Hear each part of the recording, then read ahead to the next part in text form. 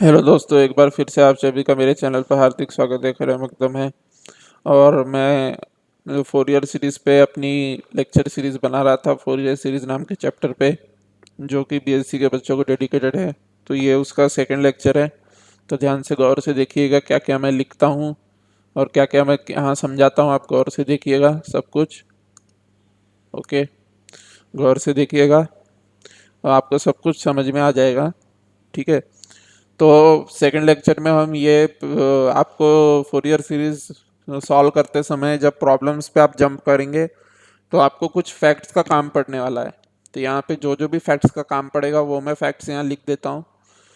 जैसे पहला फैक्ट जिसका आपको काम पड़ेगा वो ये है कि साइन एक्स, पिछले लेक्चर में भी बताया था ये बात, sine X cos X periodic with function, periodic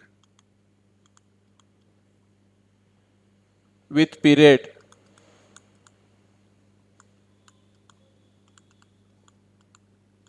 2 pi, 2 pi period के साथ पीरियोडिक होते हैं sine X and cos X. Okay. फिर सेकंड पॉइंट यहाँ पे ये है कि sine M X cos M X, इस लेक्चर के एंड में मैं आपको बताऊंगा कि ट्रिग्नोमेट्रिक सीरीज क्या होती है। तो आप मेरे साथ बने रहे कि ट्रिग्नोमेट्रिक सीरीज क्या होती है, आपको पता चल जाएगा। Sine M X and cos M X ये जो पीरियोडिक होते हैं विथ पीरियड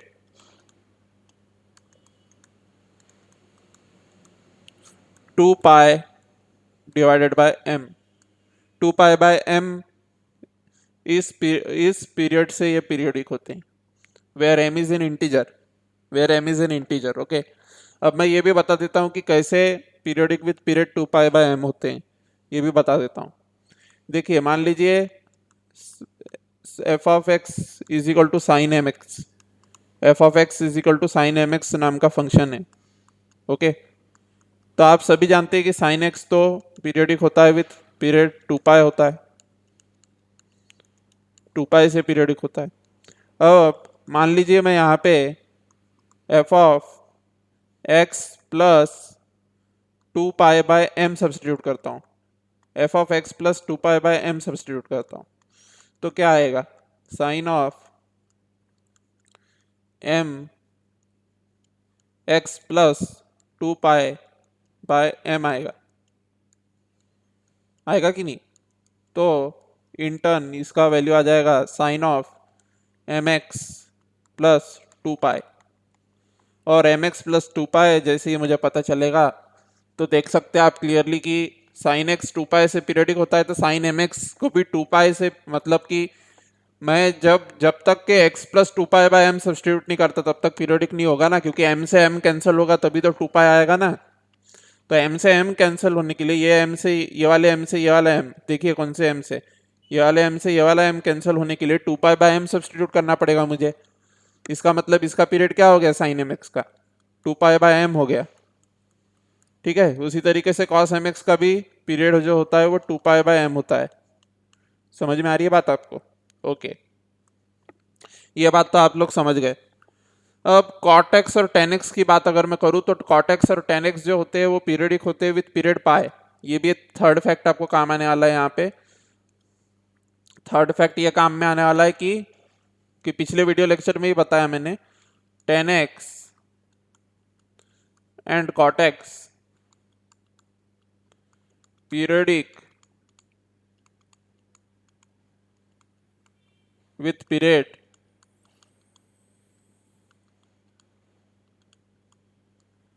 पाई।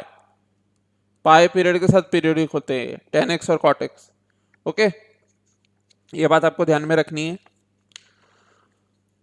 फिर अगर मैं यहाँ पे चौथा फैक्ट जो आपको काम में आने वाला है उसकी बात कर लूँ तो वो ये है कि F of x is equal to constant, अगर मैं कोई फंक्शन लूँ, F of x is equal to constant नाम का कोई फंक्शन है सपोज, तो ये जो फंक्शन है F of x is equal to constant, ये every T greater than zero के लिए, हर एक टी ग्रेटर देन जीरो के लिए ये पीरियडिक होता है। It has no fundamental period. Okay, वो भी बता देता हूं क्यों। नो फंडामेंटल पीरियड होता है इसमें। कोई फंडामेंटल पीरियड नहीं होता। सारे के सारे t ग्रेटर देन जीरो के लिए, every real number greater than zero के लिए ये पीरियडिक होता है F of x is equal to constant. मैं एक एग्जांपल बताता हूँ। F of x is equal to half है ना। और पीरियडिक फंक्शन की डेफिनेशन क्या होती है कि मतलब value repeats at every regular interval, वही पीरियडिक फंक्शन होता है ना जिसकी वैल्यू रिपीट होती है हर रेगुलर इंटरवल पे। अब यहाँ पे F of x is equal to half है, तो हाफ तो पूरे के पूरे रियल प्लेन में, पूरे के पूरे रियल प्लेन में ही रिपीट हो रहा है ना। तो मैं अगर यहाँ पे एफ ऑफ वन भी लिखूँ तो भी हाफ ही आने वाला है, F of x is equal to half है। तो एफ ऑफ टू लिखूँ तो भी हाफ ही आने वाला है। तो आप बोलेंगे पीरियड क्या हो गया, वन हो गया बोलेंगे। लेकिन भैया एफ ऑफ 1.5 भी तो हाफ ही है ना, तो फिर इसके हिसाब से तो पीरियड 0.5 का होना चाहिए। तो for every T greater than zero, कोई भी टी ग्रेटर देन जीरो लीजिए, F of x is equal to half जो है वो ऑलवेज पीरियडिक आने वाला है। और इसलिए इसका कोई फंडामेंटल पीरियड नहीं होता, क्योंकि मैं कितना भी छोटा पीरियड ले सकता हूँ, 0.000000001 के इंटरवल पे भी देखूंगा तो भी ये रिपीट होने वाला है। कि देखिए X F of x is equal to half है, मान लीजिए मैंने एफ ऑफ एक्स प्लस ये सब्स्टिट्यूट कर दिया इतना बड़ा 0.0000001, ये चीज सब्स्टिट्यूट कर दी तो भी हाफ ही आने वाला है वैल्यू। तो t ग्रेटर देन जीरो के लिए फिर से वैल्यू रिपीट हुई, तो ये भी इसका पीरियड हुआ 0.000000001, ये भी पीरियड हुआ एफ ऑफ। और ये देखिए वन के बाद में टू, तो वन के बाद में टू यानी वन के गैप में भी रिपीट हुआ फिर से, मतलब वन भी इसका पीरियड हुआ। तो every t greater than zero इसका पीरियड होता है, और कोई फंडामेंटल पीरियड नहीं होता, क्योंकि हम लीस्ट वैल्यू बता ही नहीं सकते।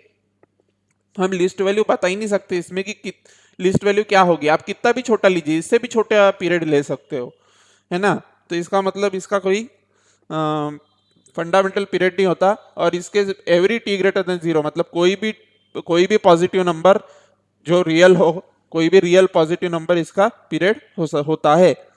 ठीक है। अब ये पांचवा इंपॉर्टेंट फैक्ट का जो यहाँ पे हमको काम पड़ने वाला है, पांचवें इंपॉर्टेंट फैक्ट का, वो पांचवा इंपॉर्टेंट फैक्ट ये है कि मान लीजिए कोई दो फंक्शन है एफ ऑफ एक्स और जी ऑफ एक्स, कोई दो फंक्शन एफ ऑफ एक्स और जी ऑफ एक्स है। एफ ऑफ एक्स का पीरियड t1 है, जी ऑफ एक्स का पीरियड t2 है। तो ये वाला जो फंक्शन आएगा H of x is equal to A F of X plus B G of X, where A and B are constants, A and B is equal to constant.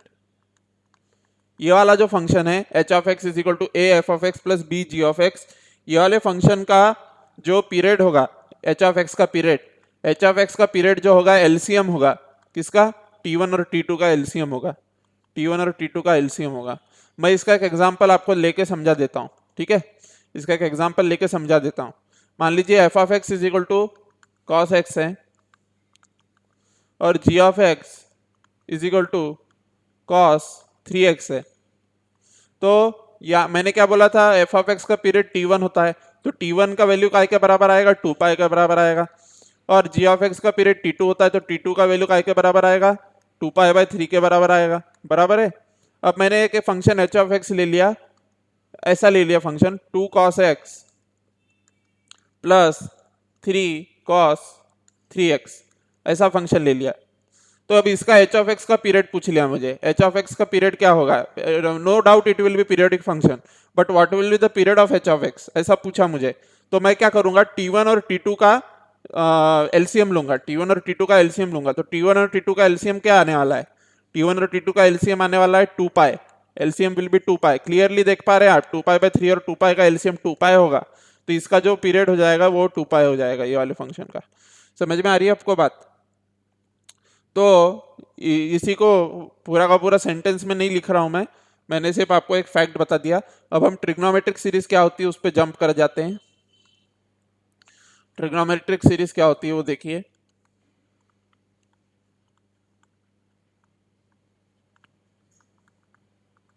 Trigonometric series क्या होती है वो देखिए। Definition तो आपको book में भी मिल जाएगी, तो आपको चिंता करने की जरूरत नहीं है, लेकिन मैं यहाँ बता रहा हूँ कि ट्रिग्नोमेट्रिक सीरीज क्या होती है, उस पर ध्यान दीजिएगा।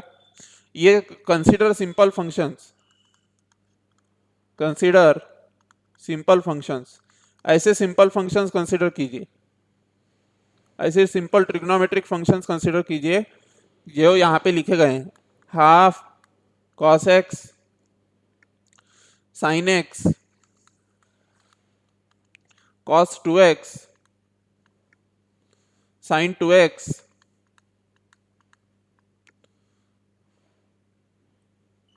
डॉट डॉट डॉट, मतलब आगे आगे जाते जा रहे हैं हम 2 3 फिर ऐसा करते करते n आ जाएगा, ठीक है। फिर साइन nx, ऐसा करते करते हम जा रहे हैं, ठीक है, इनफाइनाइटली जा रहे हैं हम। अब आप क्लियरली ये देख सकते हैं कि ये जो सारे फंक्शन है इनका पीरियड 2 पाई होगा, नो डाउट। इसमें कोई डाउट नहीं होना चाहिए कि इनका पीरियड क्यों सारे फंक्शंस का पीरियड कॉमन पीरियड 2 पाई हो जाएगा। क्यों हो जाएगा? हाफ का पीरियड तो एवरी t ग्रेटर देन 0 इसका पीरियड होता है हाफ का, क्योंकि कांस्टेंट फंक्शन है, तो 2 पाई भी इसका पीरियड होगा। cos x और sin x का तो पीरियड 2 पाई होता ही है।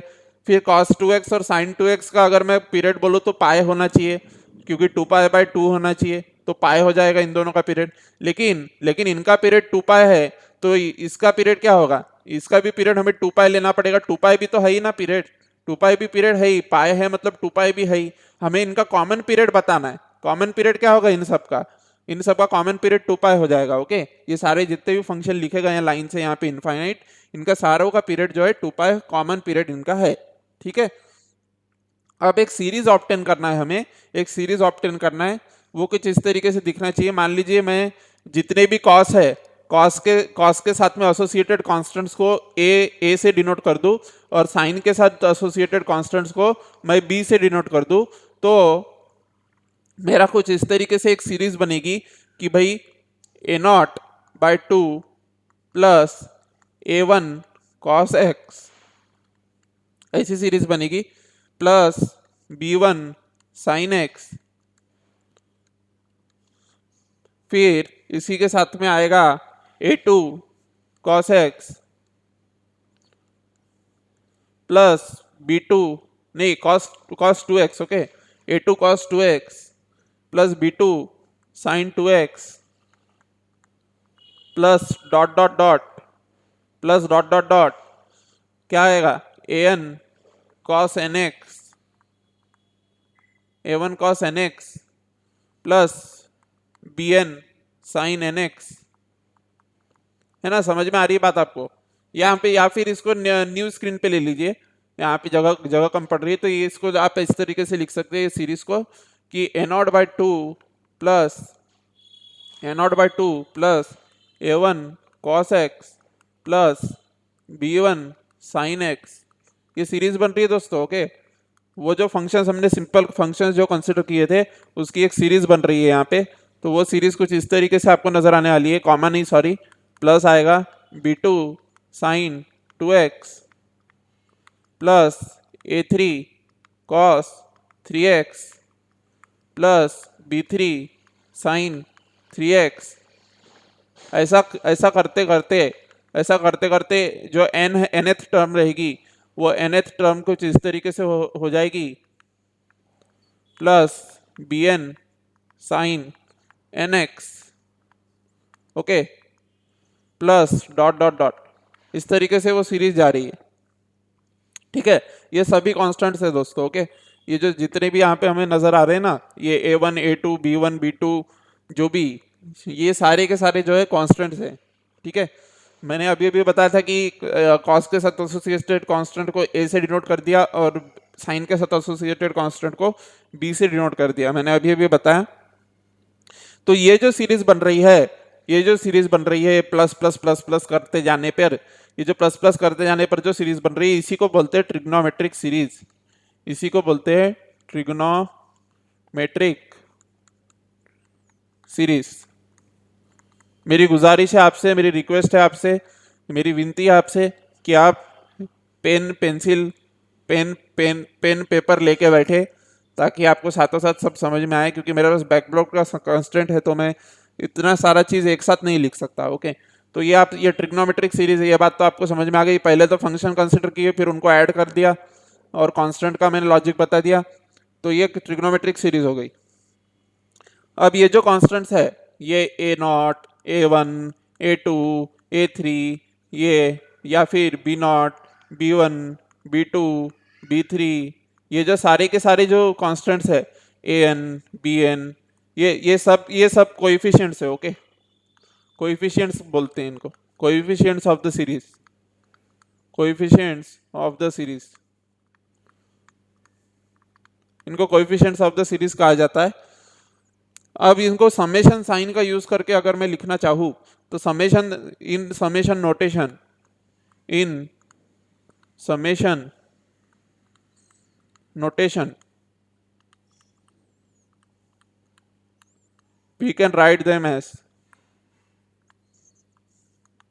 इस जो ट्रिग्नोमेट्रिक सीरीज, ये जो सम जो मैंने इतना लंबा चौड़ा लिखा था उसको समेशन नोटेशन में इस तरीके से लिखा जा सकता है। आप देखिएगा समेशन नोटेशन में आपको कोई डाउट नहीं होना चाहिए, आई होप सो।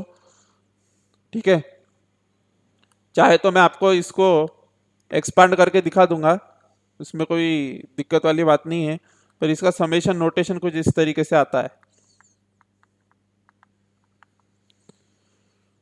ये इस तरीके से इसका समेशन नोटेशन, ये बी है, समेशन नोटेशन कुछ इस तरीके से इसका आता है। अब यहाँ के हर एक टर्म का जो क्या बोलते पीरियड है वो 2 पाई है। और अगर ये जो सीरीज है यहाँ पे जो लिखी गई है, ये सीरीज अगर कन्वर्ज होती है, कन्वर्जेंट और डाइवर्जेंट दो प्रकार की सीरीज होती है दोस्तों। ठीक है, तो कन्वर्जेंट सीरीज में क्या होता है कि जो वैल्यू है वो छोटी छोटी होती जाती है, जैसे आगे के टर्म पे बढ़ते जाते हैं तो वैल्यू छोटी छोटी होती जाती है। तो कन्वर्जेंट सीरीज में जो सम की वैल्यू आती है फाइनाइट आती है, और डाइवर्जेंट सीरीज में जो सम की वैल्यू आती है वो फाइनाइट नहीं आती है, वो मतलब इनफाइनाइट आती है, वो सम नहीं आता है सच। तो ये इनफाइनाइटली जाने वाला सम है, तो ये इनफाइनाइटली जाने वाले सम की वैल्यू कन्वर्जेंट तभी आएगी जब आगे वाली टर्म्स छोटी होती जाएगी। जैसे फर्स्ट टर्म से सेकंड टर्म छोटी होगी, सेकंड से थर्ड छोटी होगी, थर्ड से फोर्थ छोटी होगी, फिर फोर्थ से फिफ्थ छोटी होगी, ऐसा करते करते एनथ टर्म और भी छोटी होगी, इनफाइनाइट टर्म और भी छोटी होगी। तो जिसमें आगे की टर्म्स छोटी होती जाती है वो सीरीज होती है कन्वर्जेंट, और जिसमें आगे की टर्म्स बड़ी होती जाती है, मैग्नीफाई होती जाती है, वो सीरीज होती है डाइवर्जेंट। तो डाइवर्जेंट सीरीज का कभी सम नहीं निकाल सकते, लेकिन अगर ये सीरीज कन्वर्ज हो रही है, मान लीजिए किसी केस में ये सीरीज कन्वर्ज हो गई जो हमने यहाँ लिखी है, ये सीरीज अगर कन्वर्ज हो गई तो इसका जो फंक्शन आएगा final function F of x, इसका जो final function F of x आएगा, ये फाइनल फंक्शन जो है इसका भी पीरियड 2 पाई होने वाला है, क्योंकि इनके सारे टर्म्स का पीरियड जो है 2 पाई है, इसलिए इस फाइनल एफ ऑफ एक्स का भी पीरियड जो है 2 पाई आएगा। ये बात आपको समझ लेनी यहाँ पे जरूरी है। ठीक है, और मैं इसका एक आपको दिखा भी देता हूँ कि कैसे ये ट्रिग्नोमेट्रिक सीरीज जो है, ये जो मैंने नोटेशन लिखा समेशन रूप में, समेशन फॉर्म में जो मैंने नोटेशन लिखा है, ये किस तरीके से वो एक्सपांडेड वाला जो फॉर्म हमने लिखा था उसके बराबर आता है, वो भी देख लीजिए। फिर उसके बाद में लेक्चर का समापन करेंगे। ठीक है, तो यहाँ पे आपको समेशन नोटेशन में कोई दिक्कत नहीं होगी ऐसा मैं होप करता तो हूँ, लेकिन फिर भी मैं कुछ स्पेसिफिक नंबर ऑफ स्टूडेंट्स के लिए ये भी बात करके दे रहा हूँ, यहाँ पे ये भी आपको कर दे रहा हूँ।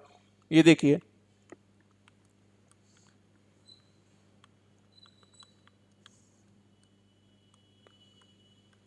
ठीक है, इस तरीके से है। अब हम क्या करेंगे, इसे एक्सपांड करके देखिए हमारी सीरीज क्या आई थी, सीरीज क्या आई थी हमारी, a1 cos x plus b1 sin x plus a2 cos 2x plus b2 sin 2x।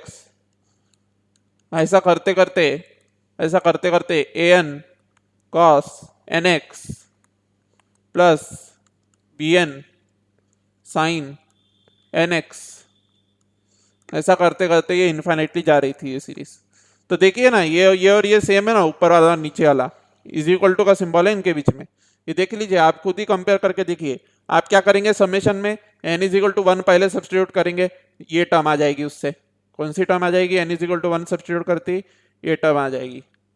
फिर समेशन का सिंबल है मतलब प्लस करेंगे, मतलब ये वाला प्लस वाला सिंबल आ गया। फिर प्लस वाले सिंबल में फिर n is equal to 2 substitute करेंगे तो ये वाली टर्म आएगी, सेकंड वाली जिसको मैं ग्रीन से दिखा रहा हूँ, ये वाली टर्म आएगी। फिर n इज इक्वल टू 3 डालेंगे तो ये यहाँ पे जो टर्म होगी वो आएगी। फिर n इज इक्वल टू 4 डालेंगे, यहाँ की टर्म आएगी। फिर ऐसा करते करते n is equal to n डालेंगे, n is equal to n डालेंगे तो ये टर्म आ जाएगी, आपको दिख रहा है, ये टर्म आ जाएगी n is equal to n डालने पे। N is equal to m डालोगे, n is equal to m डालोगे तो उसके करस्पॉन्डिंग टर्म आएगी। ऐसा करते करते इन्फाइनिटली सीरीज आ रही है, तो इस सीरीज को बोलते हैं ट्रिग्नोमेट्रिक सीरीज। और ये ट्रिग्नोमेट्रिक सीरीज आपको अगर पता नहीं होगी तो फोरियर सीरीज आपको पता करना बहुत मुश्किल हो जाएगा। Fourier series will be difficult to find out if you don't know the trigonometric series. It will be difficult to understand Fourier if you don't understand trigonometric series. Okay दोस्तों, तो trigonometric series क्या थी ये मैंने आपको इस lecture में बता दिया है, और मैं आपको नेक्स्ट लेक्चर में फोरियर सीरीज क्या होती है वो बताऊंगा। वो लेक्चर भी मैं आज ही अपलोड करने वाला हूं, तो आप बने रहिएगा मेरे साथ।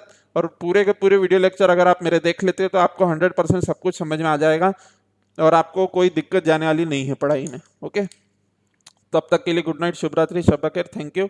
मेरे लिए वीडियोस को लाइक सब्सक्राइब शेयर करते रहें, मुझे इससे प्रोत्साहन मिलता है, मुझे इससे हौसला अफजाई मिलती है। Thank you very much.